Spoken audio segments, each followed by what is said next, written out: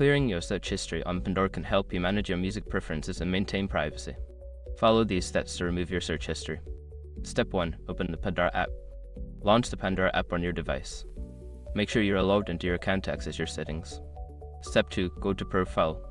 Tap on the profile icon, usually located in the bottom right corner of the screen. This will take you to your account settings. Step 3. Access settings. In your profile, look for the settings gear icon and tap on it.